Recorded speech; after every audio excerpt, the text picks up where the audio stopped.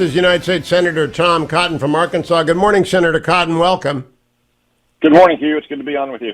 You know, we have created, since you're always in the car and we can't put you on camera, we have created a new B-roll of you over at the Salem sent me B-roll. And they said, whenever you talk to Senator Cotton, show this B-roll. And I'm sure Jacob is running around trying now to put it up on the Salem News Channel. I'm not sure what we have in that B-roll. I really have no idea. It could be very flattering or it could be terrible. What do you think? What do you think we grab for our B-roll? I suspect if you're in charge of it, it's not very flattering. But if anyone on your very fine staff who helps keep this program afloat somehow, I'm sure it's great. Well, before long, we'll be running it, and people who are watching on the Salem News Channel will be able to see it. Go find it, Jacob. Senator Cotton, I want to start with the biggest story of the week, the month, and the year. Xi and Putin together again in Moscow. Now, the Pact of Steel didn't come around until 1938, and Mussolini and Hitler started getting around together in the mid-30s. How ominous is that gathering and the cementing of that alliance in your eyes? Well, it's very worrisome, Hugh. I want to be clear, Joe Biden didn't bring these two together. They are anti-American dictators who want to overturn an American-led global order of security and stability that serves our interests and replace it with one that serves their interests. However, Joe Biden's weakness in his first 2 years in office have created what they see as new opportunities for advancing their shared interests, whether it was the appeasement of China and Russia both early in the administration, the fiasco in Afghanistan, or now Joe Biden's halting half measures in Ukraine. Time and again, Joe Biden has encouraged these two anti-American dictators to act on their long shared interests in undermining America's national security and the global order that advances America's interests as opposed to the anti-American interests of countries like China and Russia and others. Now, I add Iran in as part of the terrible three, but I think Beijing is the capital of this. There has been a debate inside the Republican Party. Too much weight is being put on your friend Ron DeSantis' use of the term territorial dispute, which may have been inartful, but was hardly a policy statement. You're friends with everyone in the Republican Party. You are the Hawk's hawk. What are you telling everyone, left, right, and center in the Republican Party? Isolationist to full-on Iraq war invasion was a good idea. What are you telling them all about right now? But right now is a very dangerous moment, in part because so many of our friends around the world question whether or not America will uphold our security commitments, will defend our interests, as opposed to continuing to appease and conciliate and kowtow to Beijing in particular, but also adversaries as well. Like you mentioned, Iran. I was just in the region last month, and there are serious questions about whether America will not only defend our friends in the region, but even defend ourselves. If you look at the number of attacks that have been launched against Americans who are in places like Iraq, for instance, by Iran, without any retaliation for those Iranian provocations. So you see cases where not only anti-American dictators are coming together to forge stronger partnerships to undermine America's interests, but even friendly nations like Saudi Arabia have normalized their diplomatic relations with Iran for the first time since 2016 in a deal that was brokered by Beijing. It's pretty remarkable that we came out of President Trump's administration hoping for a peace deal between Israel and Saudi Arabia, and what we got was a diplomatic normalization between Iran and Saudi Arabia brokered by China. It's very bad news, and that passed almost unremarked upon, and it suggests a fraying of our traditional pillar in the Middle East, Israel and Saudi Arabia, backed up by UAE and other friendly countries. Senator Cotton, in terms of you're a lawyer and you're on the Judiciary Committee, when you see Americans lecturing Israelis on what to do with their court system, do you respond as I do, which is it's none of our business? That's a domestic issue. We should not be hectoring them on either way. But if you're going to hector, at least be consistent with your position taken in the United States, and the left is not doing that. No, Hugh, again, I was in Israel last month. I was very clear about this at the time. I'm entirely confident that Israelis of all political persuasions can manage their own domestic affairs. They don't need the help of America to manage their own domestic affairs.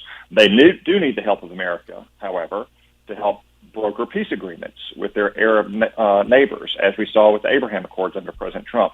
They do need help to counteract the common terrorist threat that threatens both our nations, and they certainly need help to counteract the Iranian nuclear threat. That's what Israel needs America's help to do. They don't need American politicians meddling in their own domestic affairs. I will point out, however, that you are correct, that the Democrats who are lecturing Benjamin Netanyahu's coalition are saying the exact opposite about our Supreme Court and our court systems. Or for that matter, they are totally quiet when, for instance, Emmanuel Macron uses emergency powers to bypass his legislature after it rejected his pension reform bill and unilaterally impose it on the French people. And you have massive strikes and massive protests all across France. Yet where is Joe Biden? Where are liberal Democrats protesting Emmanuel Macron, supporting the workers in France? Again, I have no opinion on pension reform in France. I'm confident the French can manage their own internal affairs. However, it's just another example of the double standard that liberals apply to Israel and to no other nation. The progressive critique of Benjamin Netanyahu, it's so maddening to me, not because it's right or wrong. I don't know. I don't really understand. Michael Oren says it needs to be fixed, but he doesn't like the fix. Everyone, they campaigned on it, they won. But I can't believe the number of Americans lining up to tell Israel what to do with their Supreme Court when in this country they want to pack the court by expanding the court. It's just simply mind-boggling. It's also maddening that the media doesn't cover its own consistency here, Senator. Well, I mean, Hugh, unfortunately, it's of a piece with where liberal Democrats in this country have trended for a long time, going back 30 or 40 years. I mean, support for Israel used to be strongly bipartisan. But, going back 30 years, really to the beginning of the Oslo process, support among Democrats for Israel simply declined. There's no two ways about it. A recent Gallup poll shows that a plurality of Democrats are now more sympathetic to the Palestinians than they are to the Israelis. By contrast, Republicans and independents are more supportive than Israel than ever. How that manifests itself comes out in different ways, but this is one example of it, is this double standard that liberals have always applied to Israel. They'll criticize the Israeli government's judicial reform bill at the same time as they're trying to pack the Supreme Court. They criticize the Israeli government because they have protesters showing up in the streets in large numbers. They don't criticize their bud Emmanuel Macron in France, who has protesters showing up in the streets in large numbers. That's so well put. The same thing at the United Nations. Yeah. Now, let me conclude with Republican politics, Senator, because as I said at the beginning, you're on good terms with everyone. You're in Switzerland. You've done events for Ron DeSantis. I don't know if you've been with Chris Sununu in New Hampshire, but you're good friends with Glenn Youngkin, and one of your best pals is Mike Pompeo, and the former president gets along. You get along with them all. What do you want them to read, besides Only the Strong, your new book? What do you want them to be aware of as the most pressing set of issues they need to be addressing to our primary electorate in the Republican primary? Well, Hugh, I'm very glad that you put a plug in for Only the Strong. I would recommend that they read that if they want to hear the 100 years of failures of progressive foreign policy, and also a blueprint for how we can help rebuild American power and restore our economic and our military primacy in the world. I think there's no better guide for the future than understanding more about the past. So I'm a reader of biographies and histories myself. If you understand how great statesmen have faced similar problems in the past, you can understand how it got in the future. Any of the books you and Larry Arnn have been talking about in your Churchill series on Churchill as writer over the last 6 months would be a fantastic read for any of these people who are seeking to lead our nation. I'd also recommend, if you want something more contemporary, Benjamin Netanyahu's memoirs. Oh, yes. About how to be a clear, consistent leader of passion and conviction, to speak to the moral sense of public opinion, to the vital national interest that leaders see for their nations.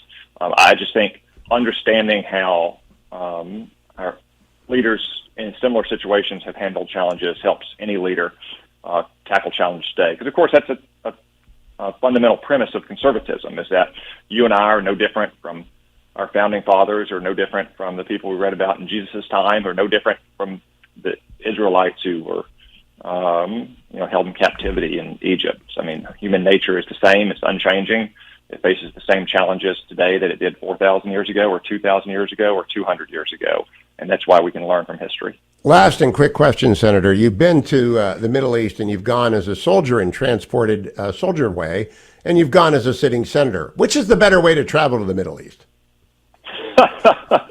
Not being packed into an aircraft with 60 pounds of kit and a rifle and a helmet with the rest of your battalion, I say is probably a little more comfortable. However you get there, I've gotten there a lot of different ways, but traveling with the full battalion of infantry soldiers is a little tight quarters.